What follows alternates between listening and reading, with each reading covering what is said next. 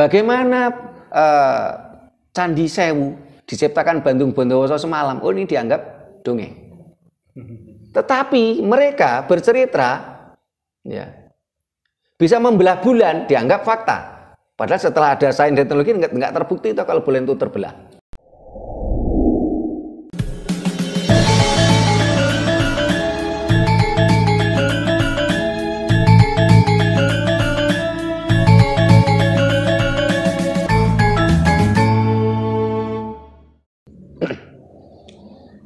Rahayu.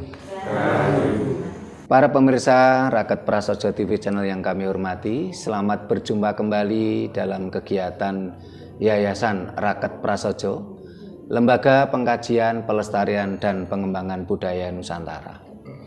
Nah, para pemirsa, dengan berkembangnya sains dan teknologi, kekuatan atau pengetahuan informasi digital sangat begitu pesatnya. Sehingga di sisi lain saat ini ajaran-ajaran dogmatis ini terancam punah. Kalau di Eropa bahkan sudah mulai lama ajaran-ajaran dogmatis itu punah. Gelombang ateis, gelombang agnostik begitu luar biasa, jutaan di Eropa. Bahkan kelompok-kelompok agamis di Eropa ini harus transformasi, harus ganti wajah, ganti baju. Demi apa? Demi bertahan hidup. Contoh, ya. Agama Kristen ini asalnya dari Timur Tengah, dari dunia Arab. Tapi demi bertahan hidup, orang Eropa yang masih agamis menggambarkan Yesus seperti bule, Bunda Maria seperti bule. Padahal asal agama Kristen dan Katolik itu dari Arab. Ajaran-ajaran dogmatis semua terancam punah. Karena begitu pesatnya perkembangan sains dan teknologi yang mengedepankan logika. Di Indonesia pun gerakan gelombang agnostik begitu besar. Sampai-sampai ada istilahnya agama KTP. Agama hanya sekedar pelengkap administrasi saja. Tidak di hati. Sabdo Palon mengatakan apa? Klongsongan kewolo. Tidak meresap di hati. Tidak dihayati sepenuh hati. Ini nasib ajaran-ajaran dogmatis. Nah, yang jadi pertanyaannya sekarang adalah bagaimana dengan ajaran leluhur Nusantara? Masih relevankah di zaman digital ini? Akan kita bahas. Masih relevankah? Ya, apakah ajaran leluhur Nusantara ini masih relevan di zaman digital, di zaman ilmu komunikasi, pengetahuan begitu pesatnya. Apa yang terjadi di dunia Eropa hanya hitungan menit kita bisa tahu di sini. Pengetahuan luar biasa, informasi luar biasa. Kalau ajaran dogmatis semua terancam punah, bagaimana dengan ajaran leluhur Nusantara? Nah, karena tema ini hasil pemikiran dari Mas Haris, ya. Tentunya Mas Haris kita beri kesempatan pertama dulu yang nanya, baru yang lainnya. Dan para pemirsa silakan nanti kontak di kolom komentar. Silakan Mas Haris. Terima kasih Romo, ya. Rahayu. Rahayu. Iya, memang sangat menggelitik sekali ya, ajaran leluhur yang dianggap kuno dan hanya dianggap mistik aja gitu ya, menyembah batu, menyembah sungai, menyembah pohon atau apapun itu dianggap itu tidak baik begitu kan. Tentunya pendapat seperti ini atau informasi seperti ini yang sudah digaungkan dari dulu itu tidak lepas dari dogma-dogma oleh agama Dayo gitu kan. Ya sangat sedih sekali kita memang melihat seperti itu. Namun ayo kita kaji bersama begitu.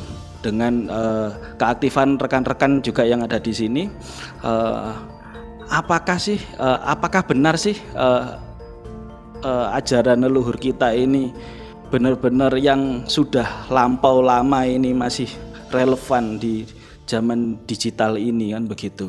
Nah, saya mengantongi beberapa pertanyaan Romo. Romo.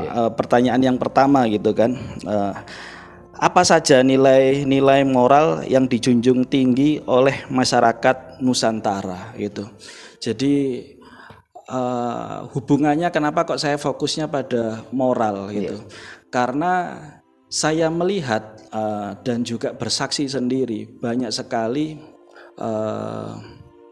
mereka yang mengatasnamakan sebagai ahli ibadah gitu ya, terus kemudian juga pengurus sebuah tempat ibadah juga melakukan ketidakbenaran di situ, gitu kan. Nah, terus kok nggak ada relevannya nih agama sama moralitas dalam kehidupan sehari-hari begitu.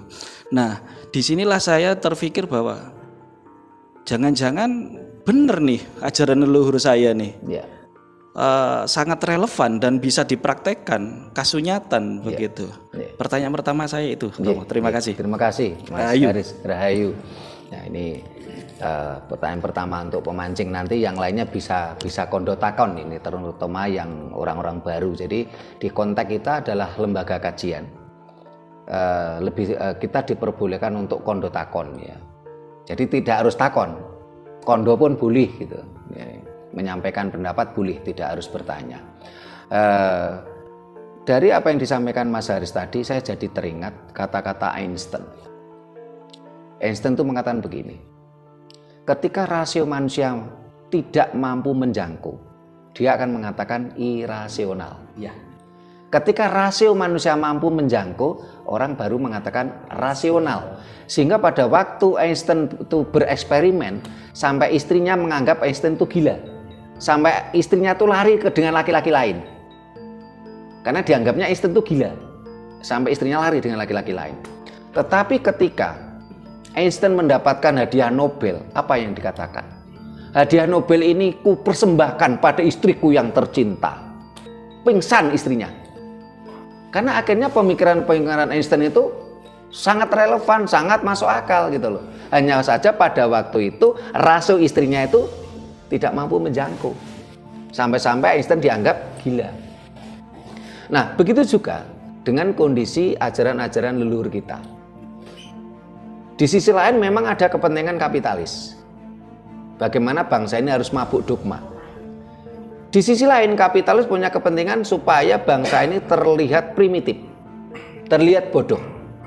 Sehingga pada waktu itu sarjana-sarjana Eropa dalam satu sisi menyekoi bangsa ini dengan dogma-dogma agama supaya bangsa ini mabuk dogma. Semakin bangsa itu mabuk dogma, dia akan semakin lemah nalarnya.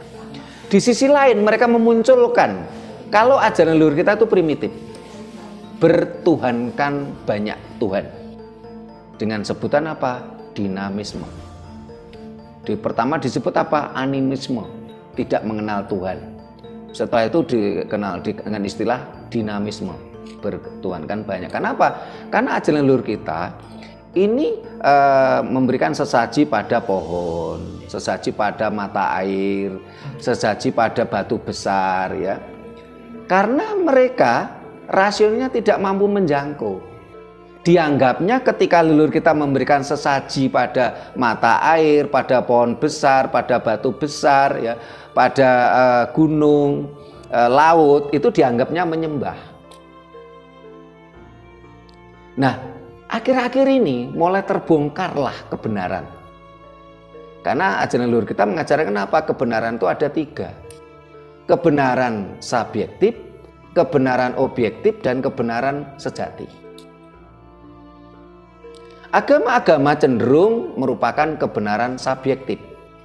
Di dunia ini ada 4.200 agama, ada 2.500 Tuhan. Ini catatan UNESCO ini. Kalau orang Indonesia yang mohon maaf lungone kurang adoh, meleke kurang bengi, kopine kurang kental, hanya mengatakan apa? Oh, agama cuma 6. Tuhan itu cuma 1. Padahal kalau kita mau berpikir itu tadi, ketika sedikit kita membukakan mata kita pada jendela dunia, yang tercatat di UNESCO ada 2.500 Tuhan, ada 4.200 agama. Ini yang tercatat, belum yang tidak tercatat. Bahkan kalau menurut pemikiran saya, Tuhan itu sebanyak makhluk ada di dunia ini. Karena setiap makhluk memiliki perspektif Tuhannya masing-masing. Tuhan itu tidak satu. Pembuktian paling sederhana saja. Ada agama, ini diakui oleh pemerintah kita ini. Ada agama yang meyakini huruf A sebagai Tuhan. Kitab sucinya ini bertentangan, bermusuhan dengan ajaran yang meyakini Tuhan itu huruf O. Bahkan dalam sejarah mereka berjuta-juta manusia mati hanya rebutan huruf A dan huruf O. Berarti Tuhan itu enggak satu. Kalau Tuhan satu, kenapa kok ini beda perspektif, beda kitab suci saling berperang, saling bunuh gitu loh. Ya. Di sisi lain ya, ketika leluhur kita ini melakukan sesaji, ini bukan menyembah. Tetapi konsep leluhur kita adalah mensinergikan antara energi semesta, terutama energi mikrokosmos, makrokosmos. Leluhur kita mengatakan jagat cilik, jagat gede, bawana alit, bawana ageng. Dan ternyata saat ini terbongkar, ini kebenaran sejati. Alam semesta itu memiliki energi dan beragam, bukan seragam. Bahkan saat ini pun bisa kita buktikan. Kita ambil kerikil di pinggir jalan, kita pegang, kita rasakan muncul energi.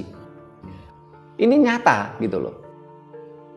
Nah, ketika leluhur kita melakukan sesaji, ini kan mensinergikan energi semesta. Bukan kita menyembah. Bahkan kemarin sarjana Jepang mencoba meneliti.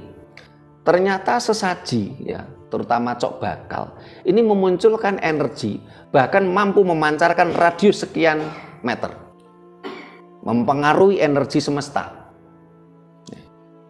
Sehingga dengan berkembangnya sains dan teknologi, dengan berkembangnya digital, ternyata ajaran leluhur kita malah mendapatkan tempat. Sangat relevan sekali. Dan ini adalah dasar moral.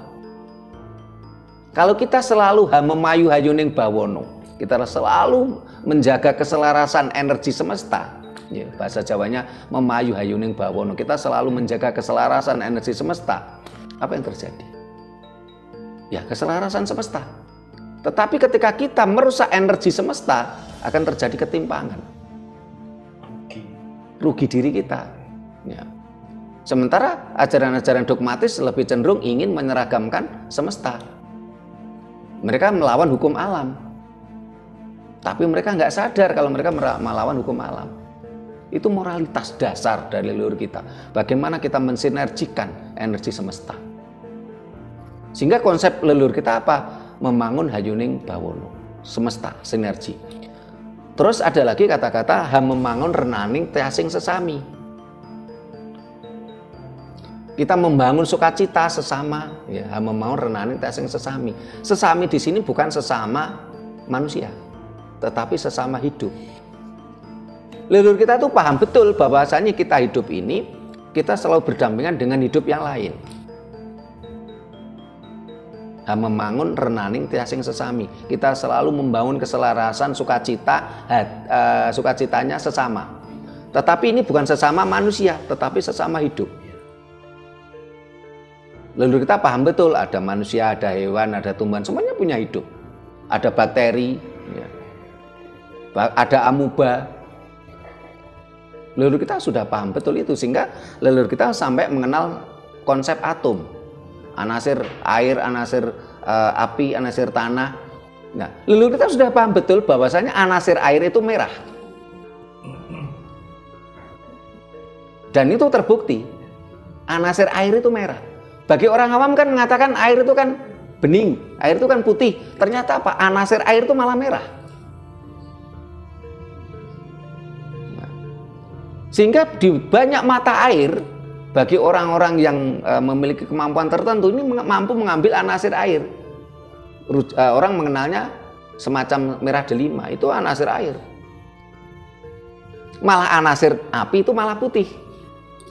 Nah, lalu kita udah begitu canggihnya gitu loh. Nah, ini konsep dasar moralitas gitu loh. Kalau kita semua selaras, ya kita tidak akan terjadi pertentangan, konflik, saling bunuh, nggak akan. Berbeda dengan ajaran dogmatis tadi, oh kalau beda iman salah, beda iman boleh dibunuh, beda iman boleh diambil hartanya, nanti wanita-wanitanya istrinya kita ambil. Ajaran leluhur kita nggak semacam itu. Ini moralitas dasar ini Mas, yang Mas Haris tanyakan tadi. Nah, sangat relevan sekali. Nah, ini pertanyaan yang pertama dari Mas Haris. Yang lain barangkali ada yang mau ditanyakan untuk selingan Mas Haris. Mas Hadi mau ditanyakan atau Mas Jono? Monggo. Jawab dulu Mas Hadi. Monggo. Nah. Rahayu Romo. Ya, Rahayu. Ingin saya tanyakan, kan zaman sekarang teknologi semakin canggih. Ya.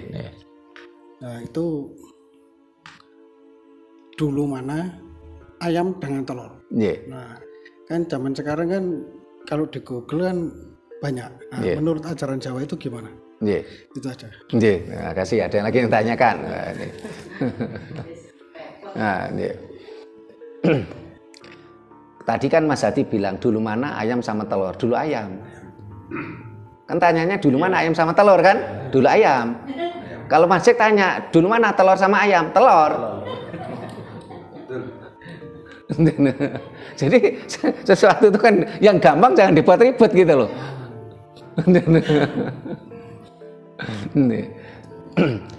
Itu kan sebenarnya sebuah filosofi, bahasanya ketika kalau ini dibuat tadi yo guyonan ning yo nyoto. Mas Hadi tanya dulu mana ayam sama telur? Ayam. Terus saya gambarkan Mas Jack tanya dulu mana telur sama ayam? Dulu telur gitu. Nah, ini sebenarnya ketika kita bicara konsep alam, ya semua itu adalah satu kesatuan antara telur sama jagu, ini satu kesatuan ya. Antara ovum dan sperma. Ovum tanpa sperma ya nggak jadi. Mosok kalau orang Jawa bilang mosok apa pedose kawin kosot tembok. Ini sebenarnya filosofi kehidupan sebenarnya. Atau dalam dunia lain yang mengatakan apa? Black hole, lubang hitam. Ini kan satu kesatuan, tidak harus dipertentangkan. Bagaimana antara sel telur, ovum dengan sperma. Kalau ini dipertentangkan ya akhirnya kan ya malah konflik malahan. Oh ini padahal ini satu kesatuan. Ini linggayoni. Itu simbol kehidupan. Itulah sebabnya di dalam ajaran Nusantara salah satu benang merahnya, entah itu orang Jawa, orang Minang, orang Batak, orang Dayak ya, ini selalu ketika bersembahyang, ketika berritual itu tidak akan lepas dari ayam dan telur. Pertanyaan saya sebentar kemarin tadi, salah satu benang merahnya dari ajaran Nusantara, entah itu orang suku Jawa, Sunda, Bali, Sasak, Dayak, Batak yang pernah saya keliling ya, ini tidak terlepas ketika ritual apapun, tidak terlepas dari ayam dan telur. Karena ini simbol kehidupan. Sekarang mohon maaf, ini Mas Jack aja nggak ada istrinya, nggak jadi.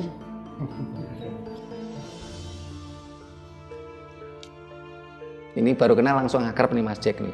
Muga-muga gak loro hati tak guyoni. Nah, nih ada lagi yang mau ditanyakan. Kalau nggak ada nanti biar Mas Haris pertanyaan kedua nih. Nah, iya.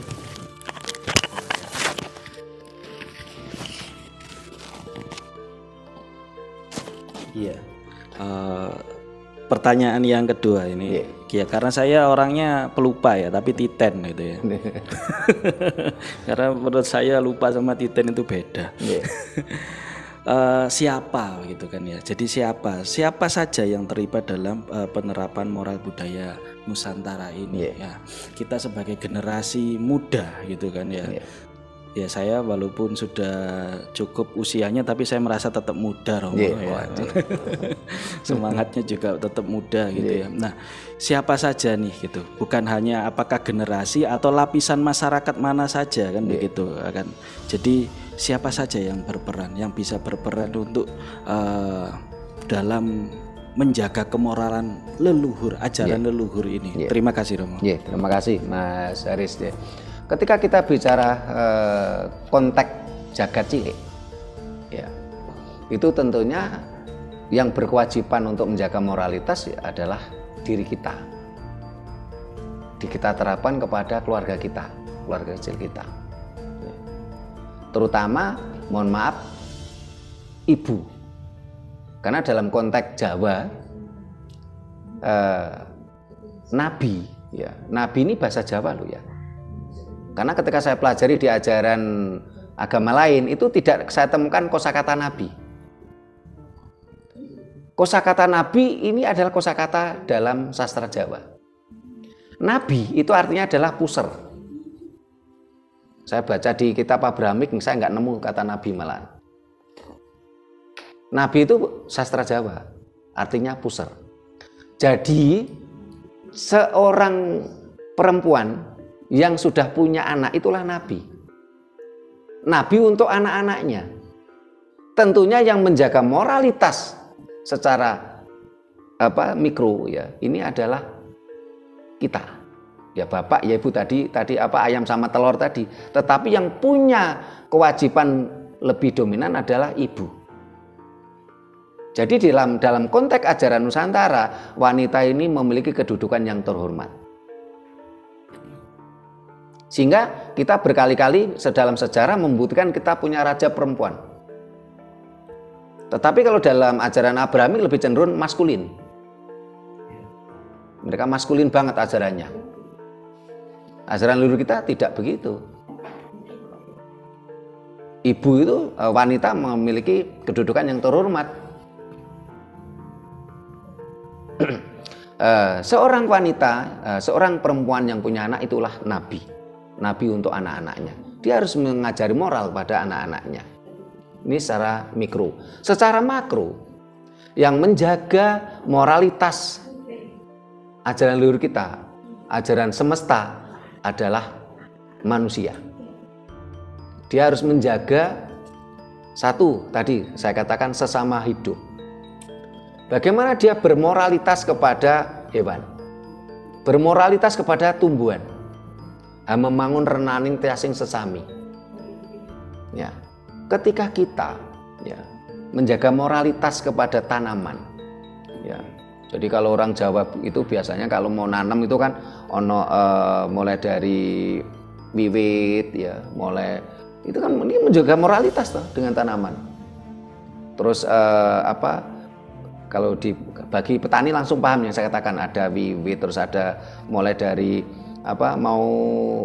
membajak tanah saja sudah ada upacaranya. Ini menjaga moralitas pada tanaman. Bagaimana kita menjaga moralitas dengan biotik tanah, supaya biotik tanah tadi bersinergi dengan energi yang lain, sehingga ketika ditanami menjadi baik, menjadi subur. Setelah itu di dalam ajaran leluhur kita bagaimana menjaga moralitas dengan tanaman, sehingga ketika kita nanam, sebagai contoh kita nanam padi, leluhur kita mengatakan kita harus membuat pematang yang besar. Di pematang yang besar tadi nanti bisa untuk rumahnya tikus, rumahnya keong, rumahnya ular, rumahnya kepiting, ya yuyu itu kan kepiting ya. Loh, ini kan moralitas alam semesta. Ya. Setelah itu di atas pematang sawah yang besar tadi kita tanami kacang-kacangan. Bagaimana kacang-kacangan tadi nantinya ini terjadi refleks. Hama antara hama tanaman padi dengan hama tanaman kacang-kacangan ini refleks. Ini kan moralitas. tanpa harus kita membunuh mati besar-besaran dengan insektisida. Ini moralitas dengan alam semesta, moralitas dengan tumbuh-tumbuhan, moralitas dengan hewan. Dan ini tidak ditemukan di ajaran lain, menjaga moralitas alam semesta ini. Karena dianggap hama. Ya, malah dianggap musuh. Ya. Karena mohon maaf, ular dianggap musuh. Setelah apa yang terjadi? Sekarang tikus merajalela. Iya. Kita sudah melupakan moralitas sinergitas dengan semesta. Luar biasa kan ajaran leluhur kita. Nah, jadi bukan hanya sekedar sesama manusia saja kita harus menghormati, tetapi kepada sesama makhluk hidup. Sementara yang lainnya, jangankan dengan alam semesta, sesama manusia saja karena beda iman, mereka saling bunuh kok. Di mana moralitas mereka? Sehingga benar tadi Mas Haris mengatakan banyak tokoh agama yang katanya ahli ibadah, mereka tega membunuh orang lain hanya beda iman. Bahkan katanya, oh saya bom bunuh diri untuk dapat surga. Di mana moralitasnya? Ngajak anaknya lagi. Ngajak anaknya lagi kemarin di Surabaya itu, ngajak anak istrinya lagi. Di mana moralitasnya? Sementara ternyata di kitab suci mereka nggak punya surga. Karena surga itu bahasa Jawa. Di ajaran Abrahamik tidak ditemukan kata surga. Ini padahal sama-sama manusia saja, mereka nggak punya moralitas. Loh, sementara ajaran leluhur kita lebih keren. Jempol papat katanya. Nah, coba ada lagi pertanyaan. Nah, ini yang harus menjaga moralitas ya secara mikro, bapak ibu, khususnya ibu, ya ini mikro, keluarga kecil. Secara makro, semua manusia harus menjaga moralitas semesta. Dan saat ini yang hilang. Ya. Saat ini kucing Jawa hampir punah. Yang banyak kucing dari sana, Persia, Anggora, kucing yang hanya bisa makan, tidur, berak.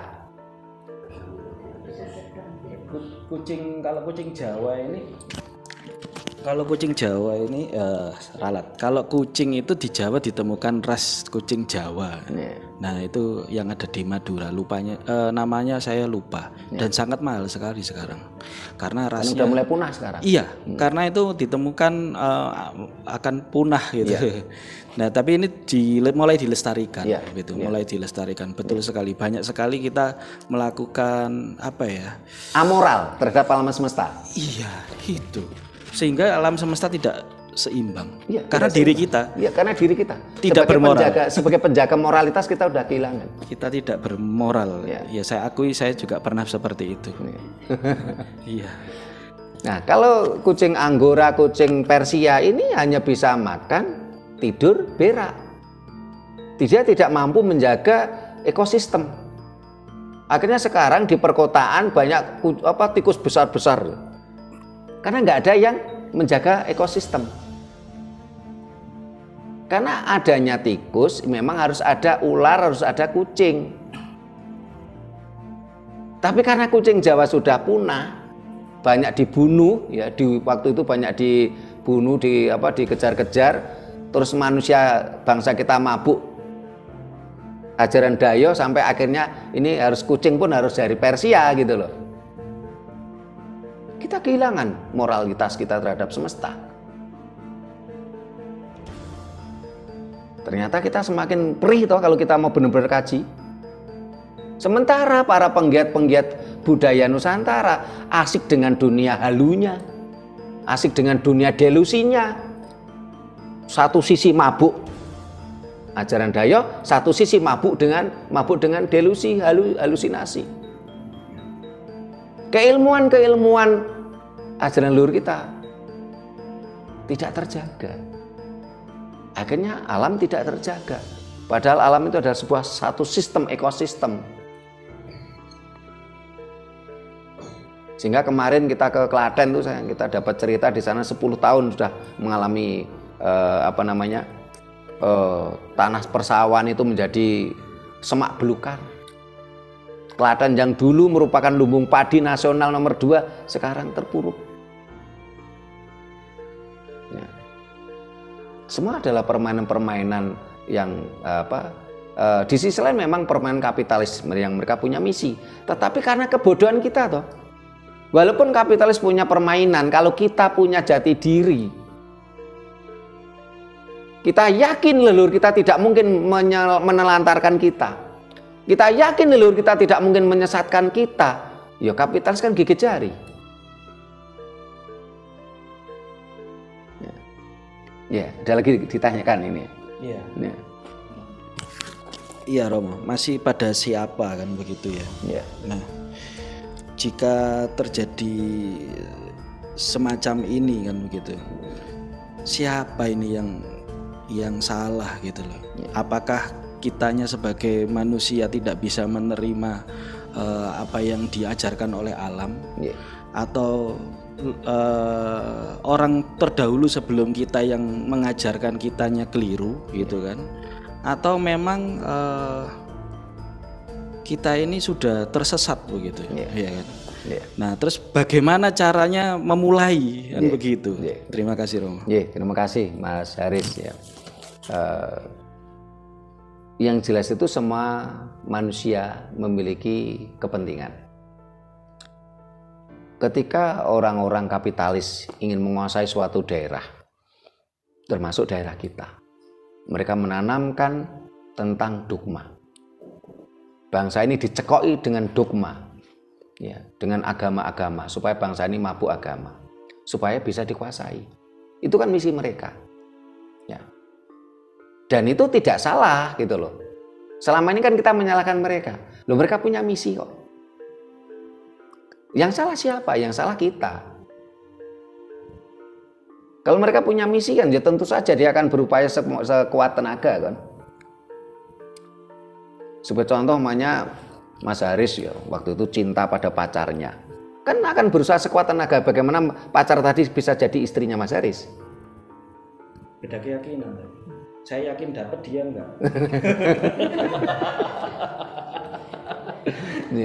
Nah, kapitalis tadi ya, yang pada waktu itu adalah Kekhalifahan Ottoman, ya dia sah-sah saja punya keinginan tadi. Yang bodoh kan kita, yang bodoh bangsa ini.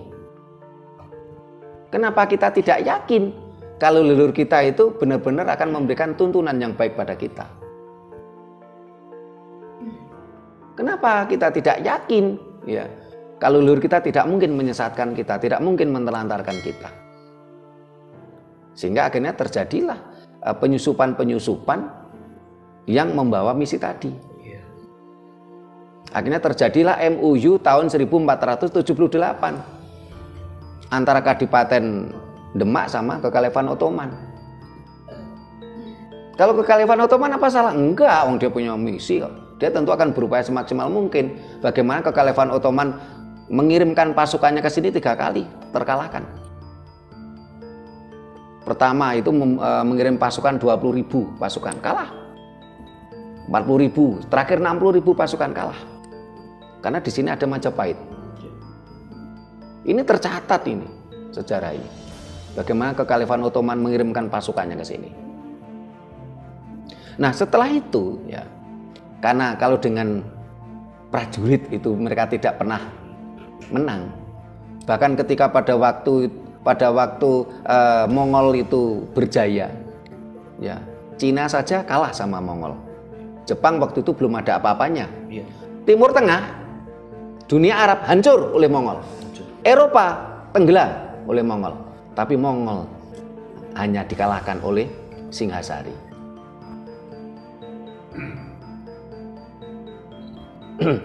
Sehingga kekuatan prajurit kita itu luar biasa karena memiliki teknologi yang sudah tinggi. Akhirnya ketika mereka mau menyerang kita dengan prajurit ya mereka kalah. Akhirnya mereka apa? Mereka berganti siasat dengan jala sutra, jala yang lembut, jaring yang lembut. Orang Jawa mengatakan apa? Gelembuk halus. Nah, yang salah kan kita. Kenapa kita nggak waspada dengan Jala Sutra? Hanya diiming-imingi janji fata morgana. Akhirnya mereka kirimkan misionaris ke sini. Seolah-olah pedagang. Sambil menyebarkan dogma-dogma fata morgana tadi. Dan anehnya, para misionaris tadi sekarang dipuja-puja oleh bangsa ini. Dianggapnya sang pembawa sinar terang katanya. Dipujanya para misionaris tadi. Akhirnya dibentuklah cerita mitologi. Tanah Nusantara, tanah Jawa itu adalah tanah yang hutan belantara. Angker. Demitok. Sampai ditumbali Syekh Subakir baru bisa dihuni. Ini kan perang mitologi tuh ini.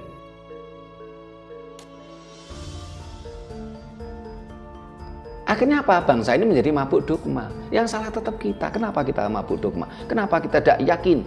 Kenapa kita tidak yakin kalau leluhur kita tidak mungkin menyesatkan kita? Leluhur kita punya cerita. Bagaimana Candi Sewu diciptakan Bandung Bondowoso semalam. Oh, ini dianggap dongeng. Tetapi mereka bercerita, ya, bisa membelah bulan dianggap fakta. Padahal setelah ada sains dan teknologi nggak terbukti itu kalau bulan itu terbelah. Kenapa gitu loh? Sama-sama mitologi.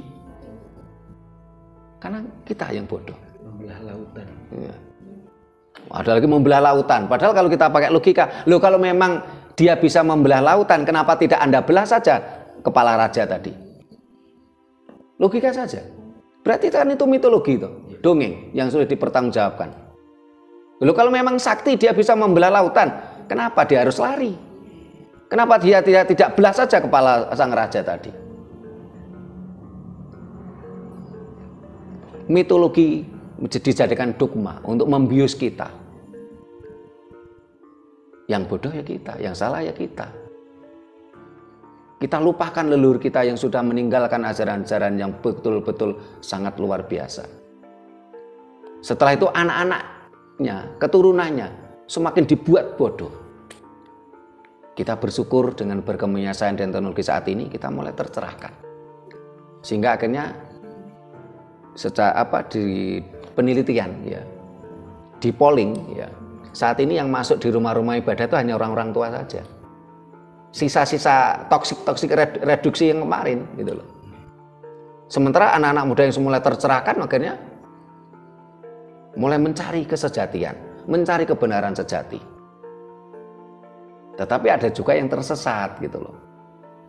Tersesat dengan kesukaan nafsu. Itu biasa, itu perjalanan manusiawi. Cuma akhirnya kembali pada diri kita, bagaimana kita menyikapi kehidupan ini. Ya, ada lagi yang ditanyakan, Mas Jono? Wah, saya. Mumpung ingat ini. Bulan lalu ya, atau 1,5 bulan lalu ya, itu saya melakukan perjalanan ke Baduy Dalam. Baduy Dalam gitu.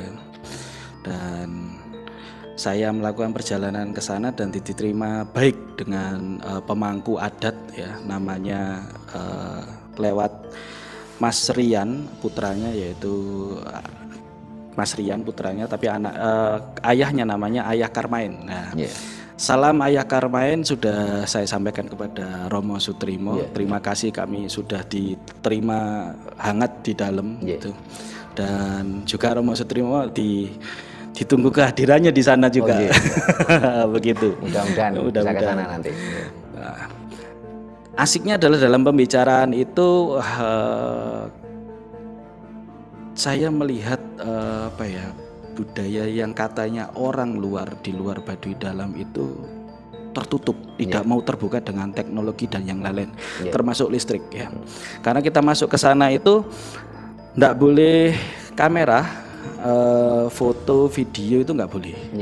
Mandi pun tidak pakai sabun, gosok gigi agak pakai pasta gigi, langsung di sungai gitu kan. Nah, memang sungainya ada stepnya ya untuk mandi kaum laki-laki, perempuan juga beda kan begitu. Nah, ada pembicaraan yang ada hubungannya dengan ini adalah saat beliau menceritakan ada sekelompok orang datang masuk ke Baduy Dalam dengan berjubah dan bersurban. Yeah.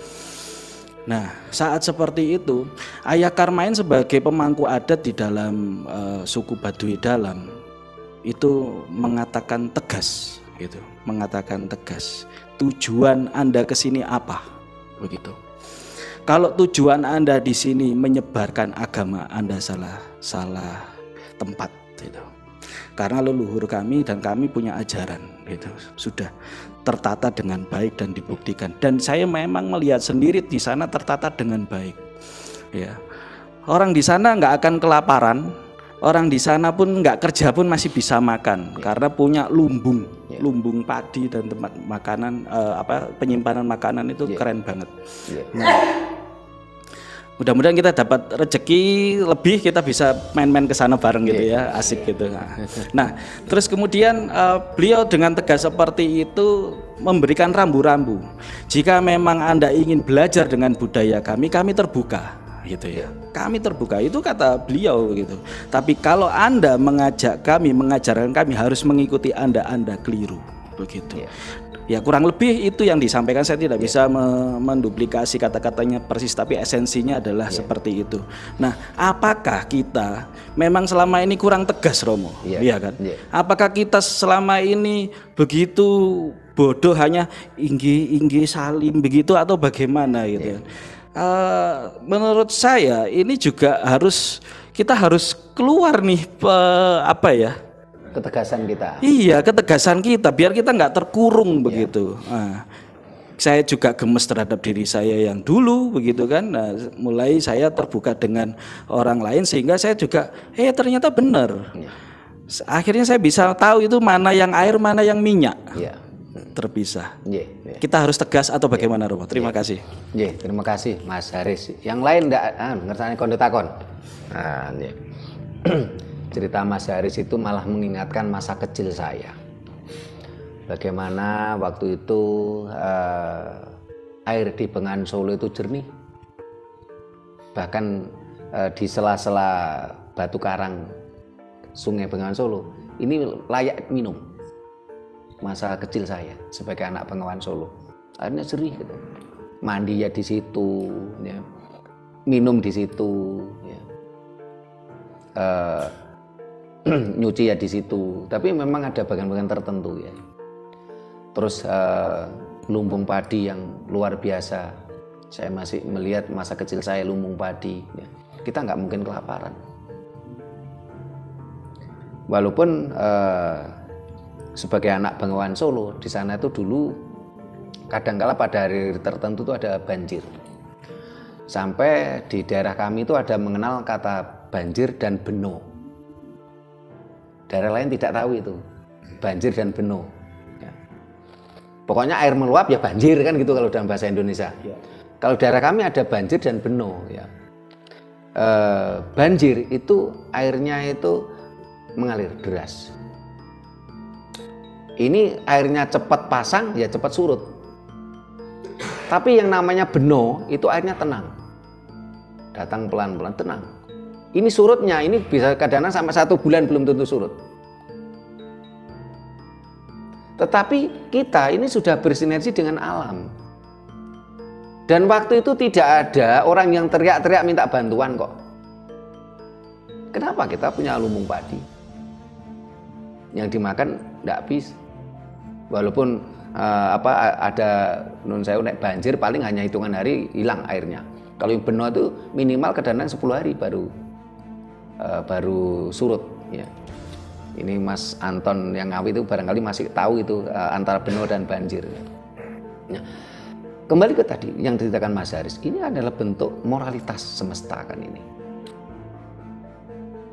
Perkara sabun ya.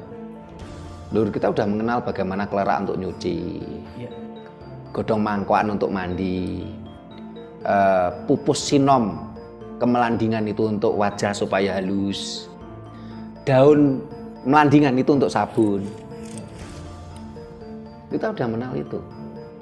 Jadi kalau saat ini kita cari melandingan sulit gitu loh. Sampai kemarin istrinya Mas Puji itu Mbak Lela itu dikira sinom asem, enggak taunya sinom melandingan gitu.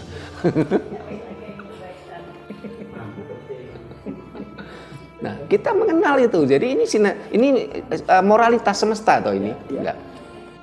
Sementara dengan sabun-sabun yang berbau kimia saat ini, apa yang terjadi?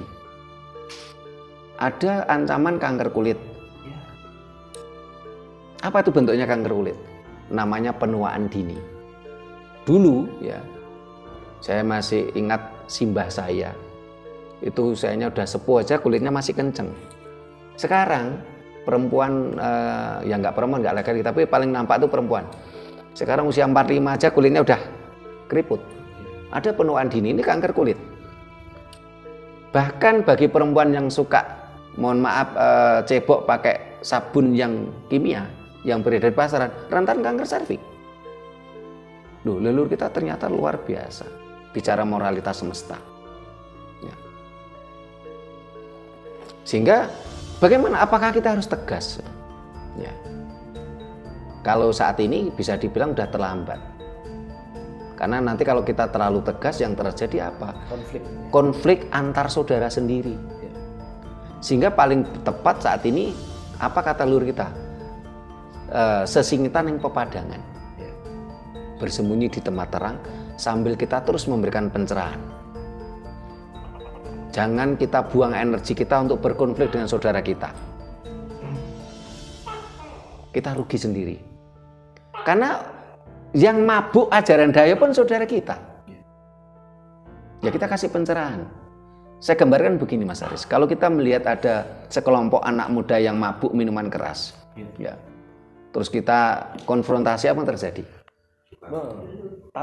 Tawuran. Tapi kalau coba kita adakan pendekatan yang soft, mereka akhirnya kan tahu, akhirnya mereka oh ya ini tadi siang kita ada pembicaraan orang mabuk ini kan ingin flee, entah itu mabuk alkohol, entah itu mabuk narkoba, ingin flee. Kita yang penggiat spiritual juga ingin flee. Kita semedi, kita meditasi, kita kontemplasi. Ini beda semua ini artinya. Meditasi ya berbeda dengan semedi, berbeda dengan kontemplasi. Tapi ujungnya yang dicari itu kan flee. Trans. Ya. Nah, akhirnya kan kita dekati dengan sok. Anda ingin flee, tapi kalau bisa jangan merusak tubuh Anda. Saya pernah punya teman, dia dulunya pemabuk, peminum ya.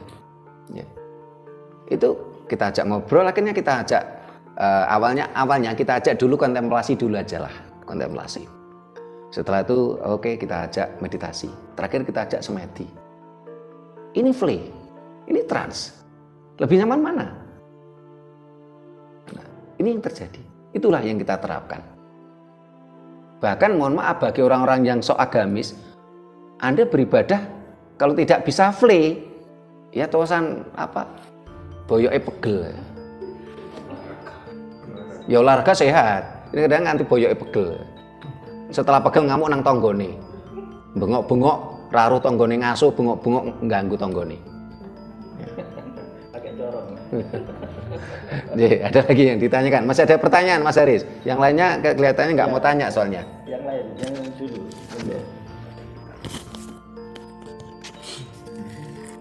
Ya Romo, memang kita harus ini ya, bersembunyi di tempat terang. Itu yang lebih tepat untuk saat ini gitu. Jadi berkamuflase gitu ya.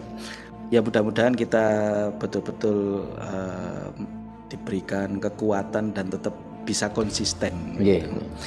Ya, selanjutnya yaitu kapan dan di mana begitu ya. Kapan dan di mana.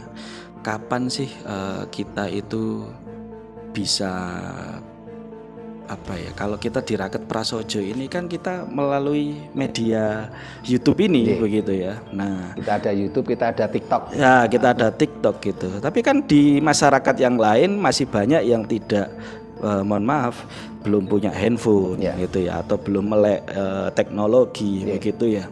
Nah, tapi kita juga bisa memberikan, menularkan kan begitu. Nah, sebenarnya ini kita sejak kapan? Apakah memang harus selalu melalui media digital? Karena di tempat pendidikan, di sekolah kita, bahkan yang umum pun, itu ajaran dogma masih sangat kuat begitu ya kan. Nah, ya mudah-mudahan di Nusantara ini, di Jawa Tengah sudah ada universitas yang ada fakultas apa ya namanya ya, kepercayaan ya, betul ya, kepercayaan di Untak begitu. Nah, itu mudah-mudahan nanti itu kalau memang bisa masuk ke pendidikan ya sejak SD ya baik sekali begitu kan. Nah, ini sejak kapan? Apakah sejak lahir itu sudah bisa kita ajarkan gitu? Terus kemudian apakah harus di dunia pendidikan atau harus di dunia digital gitu kan? Itu kapan? Terus di mananya ini ya, termasuk tadi tempatnya tadi. Apakah di semua lini masyarakat itu bisa, Romo? Terima kasih. Terima kasih Mas Haris. Yang lain nggak tanya, Mas Hadi? Karena tema kita tadi, apakah ajaran leluhur Nusantara masih relevan di zaman digital? Ya tentunya kita bahas digital. Nah, saat ini di Indonesia satu orang rata-rata memiliki HP itu lebih dari satu. Berarti apa? Digitalisasi di masyarakat kita itu luar biasa. Ini kita gunakan teknologi ini untuk mengembalikan ajaran leluhur Nusantara. Nah, selain itu, Raket Prasojo memiliki jaringan Nusantara. Bahkan di Malang Raya itu kita kita punya semacam korwil atau anak cabang di tiap kecamatan, sehingga kita turun ke bawah. Nah, itu hanya sebagai contoh aja, dan kita harapkan tadi kita katakan bahasanya bagi yang sudah sadar, kapan Anda menyadarkan orang lain, minimal ring 1. Karena ini kan tugas besar, ini perjuangan bersama. Bukan tugasnya Sutrimo pribadi, bukan perjuangannya Sutrimo pribadi, bukan perjuangannya kelompok organisasi yang namanya Raket Prasojo. Adalah tugas kita bersama. Bagaimana kesadaran-kesadaran itu tumbuh pada bangsa ini supaya nanti benar-benar moralitas terjaga. Moralitas secara mikro maupun moralitas secara makro yang sudah seperti yang kita jelaskan tadi. Tapi di sisi lain yang perlu kita waspadai, jangan sampai ajaran leluhur kita ini menjadi dogma, berbentuk dogma lokal, karena dogma itu melemahkan nalar. Ini juga harus kita waspadai. Kalau nanti ya, mohon maaf, kita keluar dari dogma A, kotak A, keluar masuk kotak B, ya kita sama dengan bohong. Apalagi seringkali mereka tidak mampu move on. Keluar dari agama A, masuk agama B, setelah itu ngejelek-jelekin agama terdahulu. Ya, sama dengan bohong gitu loh. Masuk kotak, keluar kotak, masuk kotak. Akhirnya kejegur kotak gitu loh.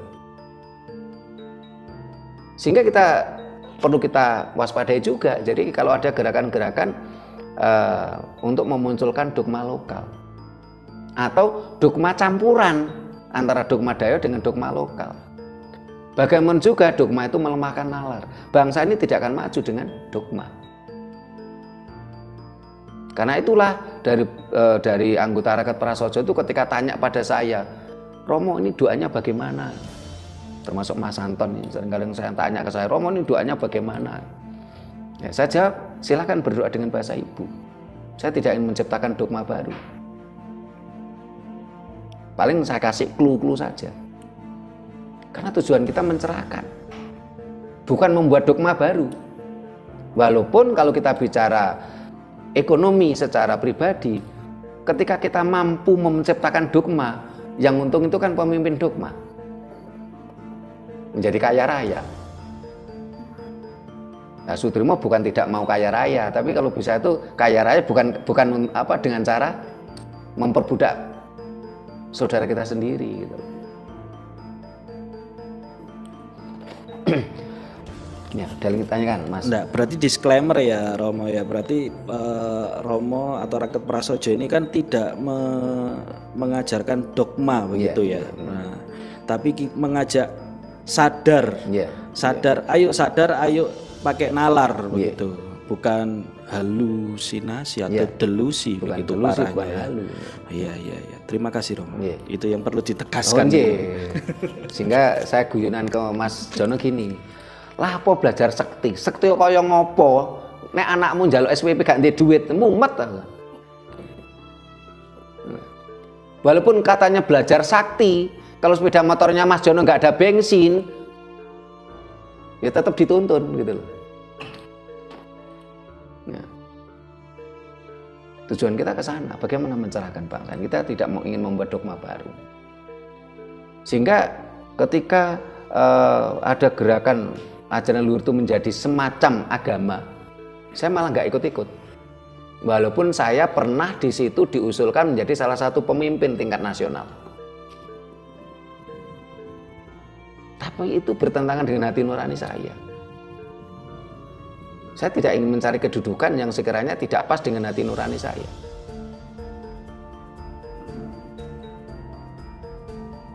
Kita ingin mencerahkan, Mas Haris. Sebelum pertanyaan terakhir saya, teman-teman ada nggak yang tanya gitu? Yang lainnya kok diam saja. Saya kulak ini pertanyaannya ya. Ya waktunya memang hampir tengah malam, jadi ngantuk itu wajar. Terima kasih Romo dan teman-teman. Jadi pertanyaan saya yang terakhir ini, jika memang perlu kita melestarikan budaya kita, itu sebenarnya dalam perlu ini sebenarnya mengapa kok kita perlu kan begitu, mengapa gitu loh. Nah, mengapa kita harus tidak hanya sekedar nguri-nguri budaya Nusantara, tapi kita juga mengapa harus melakukan, terus bahkan sampai sadar, nggak cukup sadar tapi juga cukup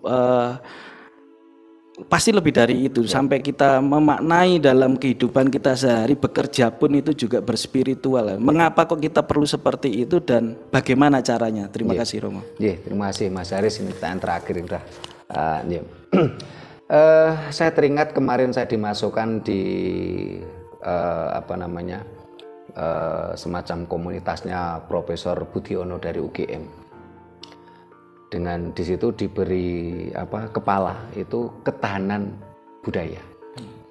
Terus saya mau punya gini, Prof, bagaimana kalau diganti kedaulatan budaya? Karena kita tidak hanya sekedar bertahan, kita harus berdaulat untuk menjadi sebuah bangsa besar.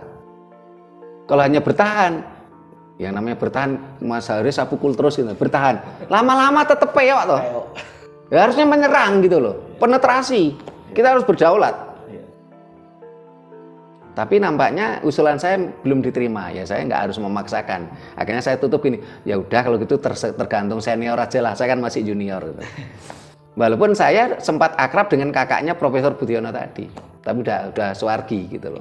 Ya, karena ketika berkumpul 35 tokoh se-Jawa, kita bicara tentang kedaulatan kebudayaan dan akhirnya kita adakan Kongres Internasional Kebudayaan Jawa, saya salah satu dari 35 itu, dan saya inisiator tentang bicara kebudayaan. Tapi saya kan masih junior ya, saya udah gitu dulu. Dan itulah yang harus kita kerjakan. Kenapa kok harus kita kerjakan? Karena satu, kita tidak ada di dunia ini kalau bukan leluhur kita. Umpamanya si A, si B agama, orang-orang agamis itu memuja-muja junjungannya, mohon maaf, kita nggak ada hubungannya kok dengan junjungan mereka itu. Bangsa ini nggak ada hubungannya dengan junjungan mereka itu. Junjungannya itu ada atau tidak, bangsa ini tetap ada. Tetapi kalau kita tidak ada leluhur kita nggak mungkin ada. Mas Haris tidak mungkin ada kalau tidak ada bapak ibunya Mas Haris.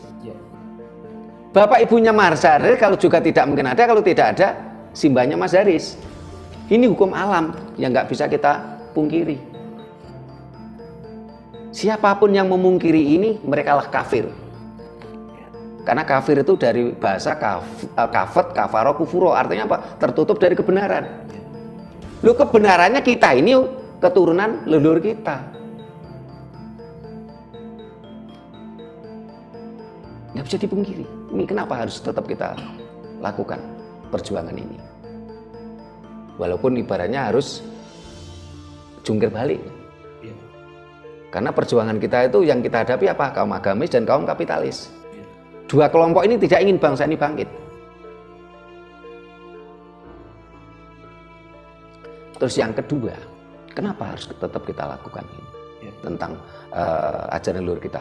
Karena kita harus sinergi semesta.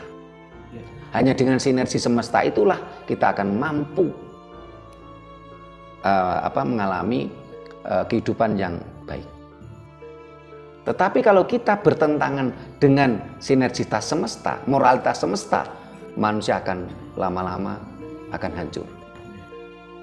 Saat ini aja kita sudah mengalami penurunan kualitas. Leluhur kita dulu, ya, simbah saya itu meninggal usia 100 lebih. Saat ini rata-rata usia paling hanya sekitar 60-an, 70-an. Rata-rata.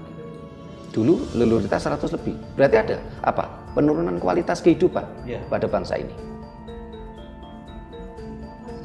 Itu pun kadang-kadang masih dihibur oleh orang-orang agamis. Loh, enggak apa-apa, kita udah dapat bonus usianya itu Mas Puji itu usianya udah 62, udah dapat ada yang gini, usianya berapa? 70. Enggak apa-apa, udah bonus itu wong si A itu 63 gitu. Dapat bonus 7 tahun. Udah dapat bonus 7 tahun, dapat bonus 7 tahun. Tapi dia tidak mau belajar, si A tadi matinya diracun. Loh, kalau nggak ingin dapat bonus ya udah minum racun aja. Gitu. Hanya dengan sinergitas moralitas semesta, manusia ini akan mendapatkan kebaikan-kebaikan semesta. Yeah. Sorry, langsung saya saut ini ya. Bonus ini. Bonus ya. Oke, dari beberapa sesi termasuk yang ini kan kita mengarah kepada titik kesadaran. Ya, titik kesadaran. Kuncinya kita agar bisa sadar itu bagaimana gitu kan. Sadar ini kan tidak mudah, Romo. Kalau kita udah terdogma, saya sendiri pun juga butuh proses panjang. Menurut saya gitu ya. Bagi orang lain mungkin pendek ataupun bahkan lebih panjang gitu. Tapi menurut saya ini adalah proses yang tidak mudah, pembongkaran di dalam diri saya, paradigma-paradigma yang telah saya terima selama ini, tapi saya tetap terbuka dengan alam gitu. Nah, bagaimana Romo caranya kita atau kami semua yang anggota khususnya Raket Prasojo ini bisa sadar begitu. Terima kasih. Terima kasih, Mas Haris ya. Kesadaran itu memang tumbuh dari hati kita masing-masing, karena budi itu kesadaran hati nurani kita masing-masing. Tetapi bagi orang yang ingin sadar itu kan sudah bonus loh. Karena bagi kebanyakan yang mabuk agama kan nggak ingin sadar. Nah, bagaimana ingin sadar? Lah, pertanyaan bagaimana ingin sadar itu saja sudah pencerahan. Jadi puncak titik dan puncak moralnya di situ. Mas Haris bertanya bagaimana kita sadar itu sudah pencerahan. Sementara orang yang mabuk agama nggak mungkin ada pertanyaan itu, karena dia merasa enjoy di dalam kotak gitu loh. Ya mudah-mudahan saya yakin dengan tayangan-tayangan channel YouTube kita ini yang nontonkan itu kan banyak. Ada yang suka, ada yang tidak. Dan yang suka dia akan terus nonton. Yang tidak suka pasti misuh-misuh, membuli, memaki-maki, menghujat. Enggak apa-apa. Saya yakin pada titik tertentu dia akan teringat-ingat terus. hal apa yang telah menyinggung dia sampai dia itu memaki-maki kita.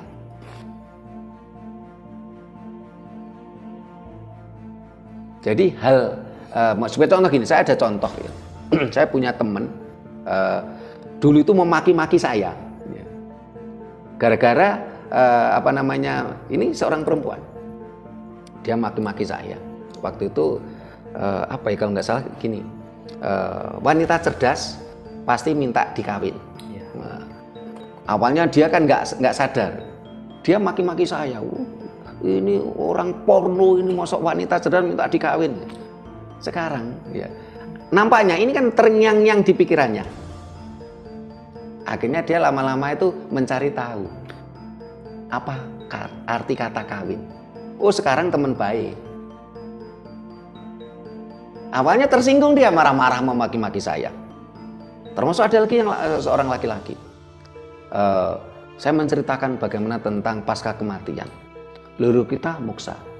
Tetapi kalau junjungan agama ini ada yang mati diracun, ada yang mati menjadi narapidana, dia tersinggung karena junjungannya dikatakan mati diracun. Marah-marah gitu. Lama-lama dia renungkan, dia cari informasi lain. Dia cari karena penasaran, benarkah kalau junjungan saya itu matinya diracun? Lama-lama dia akhirnya tersadarkan. Itu yang kita harapkan. Sehingga saya kalau yang namanya dimaki-maki itu mulai awal saya siaran di radio tahun 98 saya udah biasa dimaki-maki oleh orang yang nggak suka. Ya nggak apa-apa gitu loh. Dan saya tidak perlu membalas dengan marah gitu loh. Senyuman aja. Karena orang Jawa bilang apa? Eseme priyayi bengok kawula. Nah, ini kita tutup sini aja Mas. Nanti tidak habis-habis ini Mas Haris ini. Nah, para pemirsa yang saya hormati, demikian tadi bahasan kita. Masihkah ajaran Nusantara relevan di zaman digital? Ya. Mudah-mudahan mampu memberikan pencerahan pada kita semua. Bila mana ada kata-kata kami yang kurang berkenan, tata krama kami yang kurang memadai, kami mohon maaf. Terima kasih. Sampai jumpa di kegiatan kita lainnya. Rahayu.